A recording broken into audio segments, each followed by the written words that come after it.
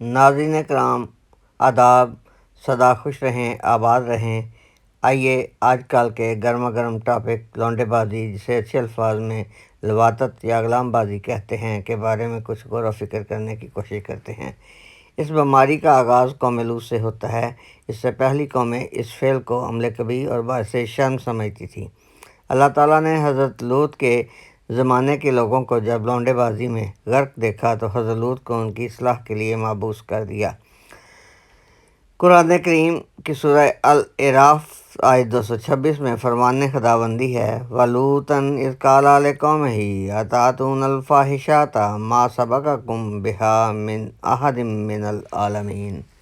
ترجمہ: اور ہم نے لوط کو بھیجا جب اس نے اپنی قوم سے کہا، اے میری قوم، کیا تم اس بے حیائی کے مرتکب ہوتے ہو جو تم سے پہلے جہان میں کسی نے نہیں کی۔ اسی طرح سورہ نمل آیت 55 میں بھی ارشاد باری تعالیٰ ہے، اِنَّکُمْ لَتَأْتُونَ الرِّجَالَ شَہْوَةً مِّن دُونِ النِّسَاءِ بَلْ أَنتُمْ قَوْمٌ جَاہِلُونَ۔ ترجمہ: کیا تم عورتوں کو چھوڑ کر مردوں کے پاس شہوت کی غرض سے جاتے ہو، اور اگر ایسا ہے تو تم ایک جاہل قوم ہو۔ ناظرین گرامی، آئیے اب حدیث مبارکہ کی طرف چلتے ہیں۔ مسند احمد کی حدیث نمبر 2727 میں یوں درج ہے کہ حضرت صلی اللہ علیہ وآلہ وسلم کا حکم ہے کہ لونڈے بازی یعنی لواطت کرنے اور کروانے والے دونوں کو قتل کر دیا جائے، اور امام ترمذی نے بھی اس حدیث کی تصدیق کی ہے۔ حضرت ابو بکر رضی اللہ تعالیٰ عنہ کا فرمان ہے کہ ایسے شخص کو بلندی سے گرایا جائے تاکہ اس کی ہڈیاں ٹوٹ جائیں اور وہ اس قابل نہ رہے کہ لواطت کر سکے۔ اور حضرت علی رضی اللہ تعالیٰ عنہ فرماتے ہیں، اس بے شرمی کے کام کا جو مرتکب ہو اس شخص پر دیوار گرا دی جائے۔ کتاب ترمذی کی حدیث 1487 میں فرمان رسول صلی اللہ علیہ وسلم ہے، قوم لوط کی طرح عمل کرنے والا لعنتی ہے، اور مسلمانوں، مجھے تمہارے بارے میں سب سے زیادہ ڈر یہی ہے کہ تم لونڈے بازی یعنی لواطت کے گھنونے فعل میں نہ پڑ جاؤ۔ سنن ابی داؤد کی حدیث نمبر 4462 میں ذکر ہے کہ خدا کے نبی صلی اللہ علیہ وآلہ وسلم کا فرمان ہے کہ اغلام بازی، لواطت یا لونڈے بازی کے مرتکب فاعل اور مفعول دونوں کو قتل کر دیا جائے۔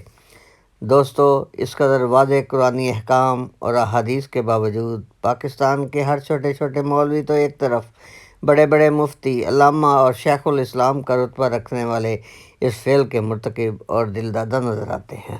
آخر ایسا کیوں؟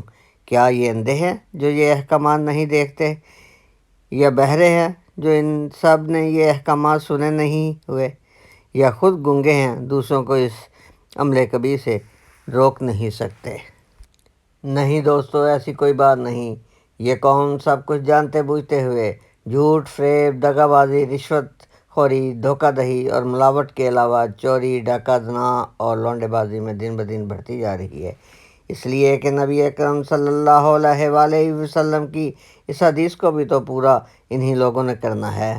کتاب مشکوٰۃ باب العلم میں آپ کا فرمان ہے، جلد ہی مسلمانوں پر ایک ایسا زمانہ آئے گا کہ اسلام کا صرف نام باقی رہ جائے گا اور قرآن رسم کے طور پر استعمال ہوگا۔ ان کی مساجد بظاہر آباد ہوں گی مگر ہدایت سے خالی، اور ان مساجد کے علماء آسمان کے نیچے بدترین مخلوق ہوں گے، یعنی سور، خنزیر اور کتے وغیرہ۔ تمام فتنے انہی میں سے اٹھیں گے اور انہی کی طرف لوٹ جائیں گے۔ اسی طرح حدیث کی کتاب کنز الایمان کی حدیث 913 میں حضرت صلی اللہ علیہ وآلہ وسلم فرماتے ہیں، میری امت پر ایک زمانہ اضطراب اور انتشار کا آئے گا کہ لوگ اپنے علماء کے پاس ہدایت اور رہنمائی کی امید سے جائیں گے تو وہ انہیں بندر اور سوروں کی طرح پائیں گے، یعنی علماء کا کردار اور اعمال انتہائی خراب اور قابل شرم ہوگا۔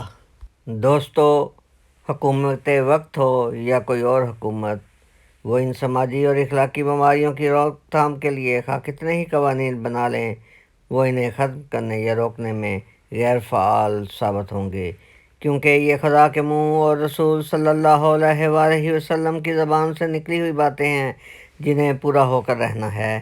اس قوم کی اصلاح اس وقت تک ناممکن ہے جب تک یہ کسی سچے امام مہدی مسلح اور ہادی پر ایمان نہیں لے آتی۔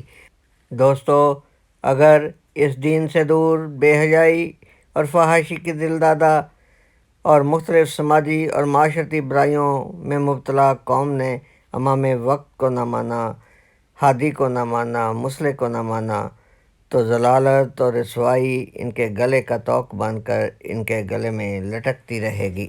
آخر میں میری پھر ناظرین سے گزارش ہے، سوچیں اور سمجھیں اور غور کریں کہ کیا اب بھی کسی مسلح یا ہادی کی ضرورت ہے یا نہیں۔ ہاں، مسلح اور ہادی تو آ چکا، مگر یہ قوم اپنی حالت سنوارنا ہی نہیں چاہتی۔